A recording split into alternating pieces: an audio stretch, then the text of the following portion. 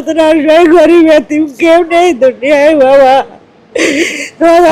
মর্জিনা বেগম। গ্রাম কোথায়? আমার গ্রাম বাবরা, কালীগঞ্জে। কালীগঞ্জে গ্রামের নাম বাবরা। আপনার সমস্যা কি? শারীরিক সমস্যা কি? আমার শারীরিক সমস্যা, আমার গায়ে রক্ত নেই, রক্ত দিতে হবে। আমার তল পেটে ব্যথা, জ্বালা যন্ত্রণা, পিছাবে তলিতে ঘা, নাড়ির মুখে ঘা। এই 2 বছর 2.5 বছর টুকটাক ওষুধ খাচ্ছি, কোনো ওষুধই আমার ধরছে না। আমার 1200-1300 টাকা দামের একটা ইঞ্জেকশন লিখেছে, 28টা ইঞ্জেকশন দিতে হয়েছে, আমি একটাও দিতে পারিনি বাজার। আমি দাঁড়িয়ে সংবাদ সংগ্রহ করছিলাম খুলনা মেডিকেল কলেজের ইমার্জেন্সি সেন্টারের সম্মুখে। হঠাৎ 70 ঊর্ধ্ব বয়সী এক বৃদ্ধ লোক আমাকে জড়িয়ে ধরলো, বলল, বাবা, আমি আজ 2 বছর ধরে আমার স্ত্রীকে নিয়ে চিকিৎসার জন্য দাঁড়ে দাঁড়ে ঘুরে বেড়াচ্ছি। আমি সর্বোচ্চ হারিয়ে পথে বসে গেছি এখন। টাকা তো দোকান মেলা কোথায় পাবো বাপ? 28টা ইঞ্জেকশন লিখেছে, 1300 টাকা দামের একটা। এবারে 1300 টাকা দাম বাপ। এখন আর কি করবো? আমার উপরে আল্লাহ ছাড়া কেউ নেই বাপ।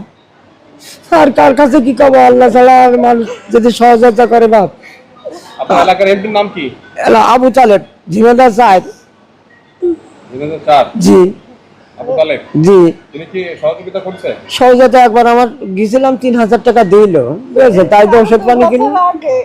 আল্লাহ ছাড়া আমার কেউ নাই। ঝিনাইদহে আমার বাড়ি। আমার স্ত্রী দীর্ঘদিন পেশাবে ইনফেকশন, জ্বরের মুখে ক্যান্সার, রক্তশূন্যতা নিয়ে চিকিৎসার পানে দাঁড়ে দাঁড়ে ঘুরে বেড়াচ্ছি।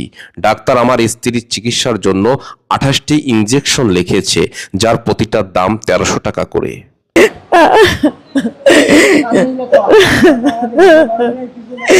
আমার কোনো কিচ্ছু, আমার ভাই বোনেরা কেউ দেখে না, আমার ছেলে মেয়েতে কেউ নেই। আমার স্বামী রাজমাহাবি, আমার স্বামী ইনকাম করে না।